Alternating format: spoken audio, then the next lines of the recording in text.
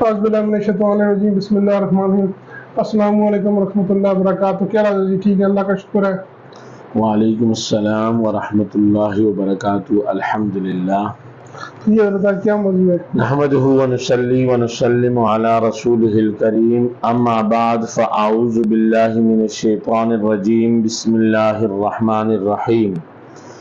لن ینال اللہ لحومها ولا دماؤها ولکن ینالہ التقوی منکم۔ صدق اللہ العظیم۔ عزیزان محترم، سامعین اکرام اور میرے بھائیوں، دوستوں اور بزرگوں، آج ہمارا موضوع ہے قربانی۔ قربانی یہ ابراہیم علیہ السلام کی سنت ہے۔ صحابہ کرام نے حضور اکرم صلی اللہ علیہ وسلم سے پوچھا، ما ہی الاضاحی، یہ قربانیاں کیا چیزیں ہیں؟ تو آپ نے فرمایا، سنت ابیکم ابراہیم، یہ ہمارے باپ ابراہیم علیہ السلام کی سنت ہے۔ اور ابراہیم علیہ السلام کی سنت کیسے بنی، یہ پورا ایک واقعہ ہے جو حضرت ابراہیم علیہ السلام نے اپنے بیٹے اسماعیل کو ذبح کرنا چاہا اور خواب میں ان کو دکھایا گیا۔ اس حکم کو پورا کرنے کے لیے وہ میدان میں اترے اور اللہ نے ان کو کامیاب کیا اور ان کی قربانی کو اللہ نے قبول کیا۔ تو جنت سے ایک مینڈا لا کر انہیں دیا گیا کہ اسے اپنے ہاتھوں سے ذبح کر لیجئے، ہم نے آپ کی قربانی کو قبول کیا اور آپ کو امتحان میں کامیاب کیا۔ اسی طرح جناب نبی کریم صلی اللہ علیہ وسلم فرماتے ہیں کہ قربانی کے دنوں کے اندر قربانی سے بڑھ کر کوئی عمل نہیں ہے۔ اللہ جل شانہ کو قربانی کے دن قربانی والا عمل سب سے زیادہ پسندیدہ ہے۔ قربانی کے خون کا پہلا قطرہ زمین پر گرنے سے پہلے اللہ قربانی کو قبول فرما دیتے ہیں اور قربانی کرنے والے کے گناہوں کو معاف کر دیا جاتا ہے۔ اس لیے قربانی جو ہے وہ حلال جانوروں کی قربانی ہوتی ہے، جنہیں عام طور پر لوگ گھروں کے اندر پالتے ہیں، جنہیں پالتو جانور بھی کہا جاتا ہے۔ نیل گائے، ہرن وغیرہ یہ وحشی جانور ہیں، گھروں میں کوئی خاص لوگ نہیں پالتے، ان کی قربانی بھی جائز نہیں ہے۔ قربانی جائز ہے گائے ہو، بیل ہو، بھینس ہو، بھینسا ہو، اونٹ ہو، اونٹنی ہو، بکرا ہو، بکری ہو، بھیڑ ہو اور بھیڑ کی مؤنث ہو، اسی طرح دمبا ہو، دمبی ہو، یعنی مذکر اور مؤنث دونوں کی قربانی جائز ہے۔ قربانی میں بڑا جانور جو گائے ہے، بھینس ہے، ان کی عمر تقریباً 2 سال ہونی چاہیے، 2 سال سے 1 دن بھی کم نہیں ہونا چاہیے۔ لوگ دانت دیکھتے ہیں کہ دوندا ہے، یہ دوندا علامت ہے، یہ عمر نہیں ہے، اس لیے عمر کو دیکھنا چاہیے کہ ان کی عمر 2 سال ہے۔ بیچنے والا اگر اس پر اعتماد کر لیا جائے یا اعتماد ہو جس آدمی کا، اگر وہ کہے کہ یہ 2 سال کا ہے تو پھر اس کی قربانی جائز ہے۔ لیکن اگر خریدار کو اعتماد نہیں ہے اس پر اور اس کے کہنے پر کہ وہ یا تو جھوٹ بولتا ہے یا وہ آدمی ٹھیک نہیں ہے، دھوکہ فراڈ بھی کر سکتا ہے، تو پھر اگر وہ 2 سال کا کہے تو اس کی بات کو یقینی تسلیم نہیں کیا جا سکتا۔ اسی طرح بھیڑ، بکری، یہ ان کی عمر 1 سال ہونی چاہیے، 1 سال سے 1 دن بھی کم نہیں ہونی چاہیے۔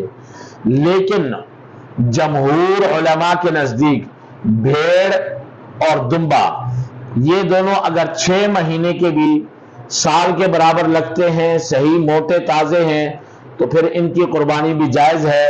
لیکن بکرا اور بکری کی قربانی 1 سال سے کم میں جائز نہیں ہے۔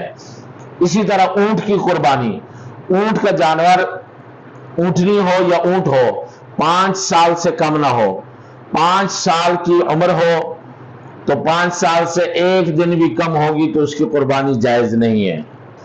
اسی طرح بڑے جانور کے اندر 7 حصے ہوتے ہیں، 7 آدمی مل کر اس کی قربانی کر سکتے ہیں، ہر آدمی کو ایک ایک حصہ ملے گا، کسی آدمی کا 7ویں حصے سے کم حصہ نہیں ہونا چاہیے۔ اور کوئی آدمی اگر 2 آدمی مل کر، 3 آدمی مل کر، 4 آدمی مل کر بھی اگر قربانی بڑا جانور کرنا چاہیں تو ان کی قربانی بھی جائز ہے، یعنی ضروری نہیں ہے کہ بڑے جانور میں 7 ہی حصے ہوں گے۔ اکیلا آدمی اگر کوئی اپنی طرف سے پورا مکمل جانور اپنی طرف سے قربانی کرنا چاہے تو وہ خود بھی اکیلا کر سکتا ہے، 2 بھی مل کر سکتے ہیں، 3 بھی ہو سکتے ہیں، 4 بھی ہو سکتے ہیں، 5 بھی ہو سکتے ہیں، 6 اور 7 بھی ہو سکتے ہیں، لیکن کسی آدمی کا حصہ 7ویں حصے سے کم نہیں ہونا چاہیے۔ جہاں لوگ گوشت کو اندازے سے، اٹکل سے تقسیم کرتے ہیں اور سب کا گوشت اور سب کے حصے برابر ہیں تو انہیں چاہیے کہ وزن کر کے، تول کر تمام گوشت کو برابر برابر تقسیم کیا جائے، اٹکل اور اندازے سے تقسیم کرنا درست نہیں ہے۔ اسی طرح قربانی جس آدمی پر واجب ہے، ہر مسلمان عاقل بالغ مرد عورت پر قربانی واجب ہے جو مقیم ہو، مسافر نہ ہو۔ کوئی آدمی اگر قرض دار ہے تو سب سے پہلے اسے اپنا قرضہ اتارنا چاہیے۔ اگر وہ اتنا قرض دار ہے کہ اس کے پاس جو مال ہے وہ سارا قرضے میں دے دے تو اس کے پاس کچھ نہیں بچتا تو ایسے آدمی پر قربانی واجب نہیں ہے۔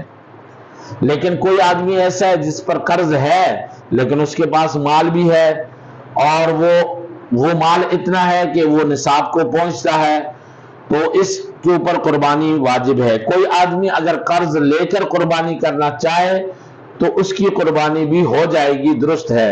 لیکن بعض لوگ ایسے جو دکھانے کے لیے قرض لے کر قربانی کرتے ہیں کہ اگر ہم نے قربانی نہ کی تو ہماری رشتہ داروں میں ناک کٹ جائے گی، لوگ کہیں گے کہ دیکھو انہوں نے قربانی ہی نہیں کی۔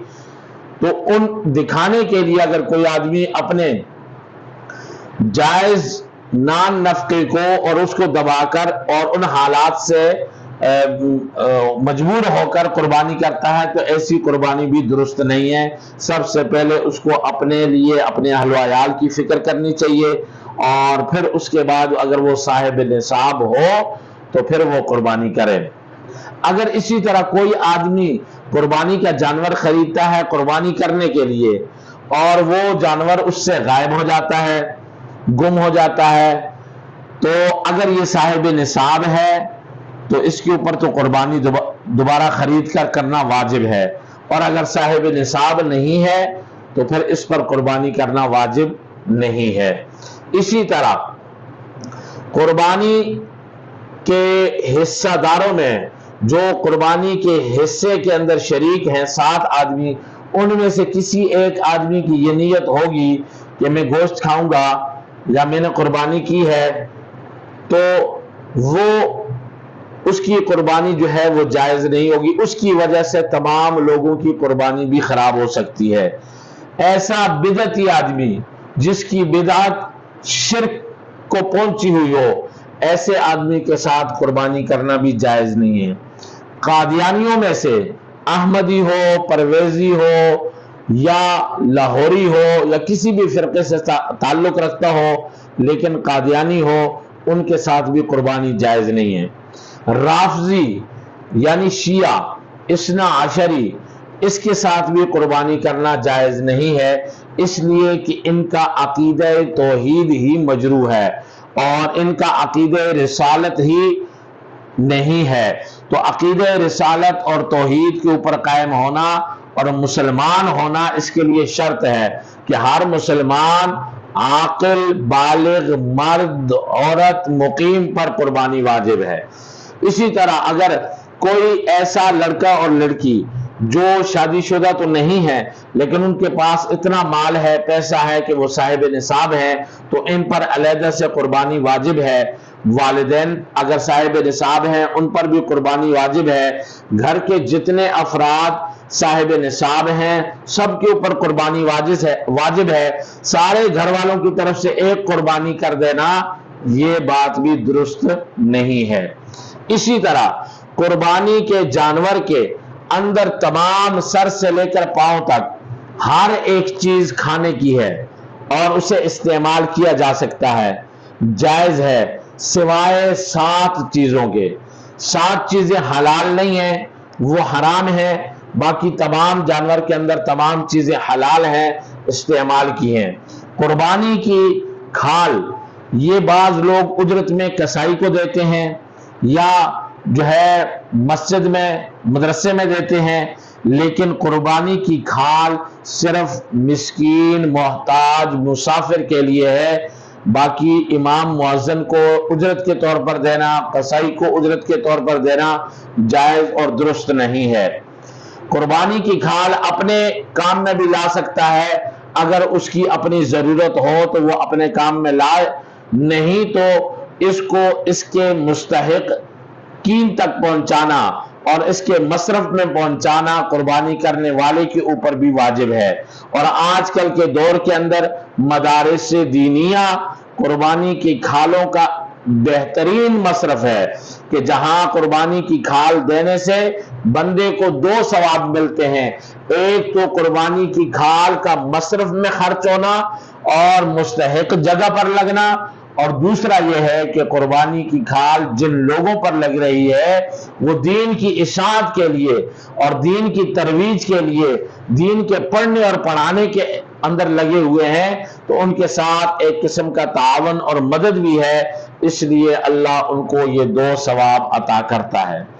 इसी तरह कुर्बानी जो है ये आप सल्लल्लाहु अलैहि वसल्लम मक्का से मदीना हिजरत करके गए तो मदीना के अंदर आपने 10 साल तक कुर्बानी मुसलसल आप रहे तो वहां करते रहे। 10 साल में कभी आपने कुर्बानी छोड़ी नहीं है और आपने अपनी उम्मत की तरफ से भी कुर्बानी की, अपने वालिदैन की तरफ से भी कुर्बानी की, अज़वाजे मुतहरात की जानिब से भी कुर्बानी किया करते थे, खुद अपनी तरफ से भी कुर्बानी करते थे। कोई आदमी अगर ये चाहे कि मैं अपने वालिदैन की तरफ से कुर्बानी करूं तो सबसे पहले अगर उसके ऊपर कुर्बानी वाजिब है तो अपने तौर पर करेगा, अपनी कुर्बानी करेगा, तो उसके बाद अपने वालिदैन के लिए भी कुर्बानी कर सकता है। जो कुर्बानी उस पर वाजिब है वो करे। और इस तरह भी हो सकता है कि कोई आदमी कुर्बानी करे और कुर्बानी के अंदर एक हिस्सा अपने वालिदैन के लिए भी रखे और अपने अजीज़ व अक़ारिब रिश्तेदारों के लिए भी रखे या उम्मत मुहम्मदिया की तरफ से भी करे, तो ये सब उनके लिए जायज़ है, वो इस तरीके से कुर्बानी कर सकते हैं। तो इसलिए कुर्बानी करने वाले आदमी को चाहिए कि जब वो कुर्बानी का इरादा रखता है तो उसे यकम ज़िलहज्जा के बाद से लेकर 10 ज़िलहज्जा, 11 ज़िलहज्जा और 12 ज़िलहज्जा, ये 3 दिन कुर्बानी के दिन हैं। इन 3 दिनों में से किसी भी वक़्त पर वो कुर्बानी कर सकता है, किसी भी दिन में कुर्बानी कर सकता है।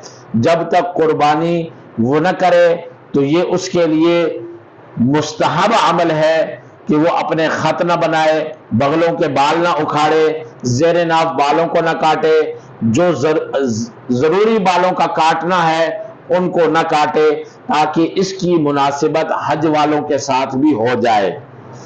तो ये बहरहाल ये मुस्तहब अमल है, फर्ज या वाजिब नहीं है। अगर किसी ने कटवा दिए या काट दिए तो कोई हरज नहीं है, कुर्बानी पर कोई असर नहीं पड़ता है।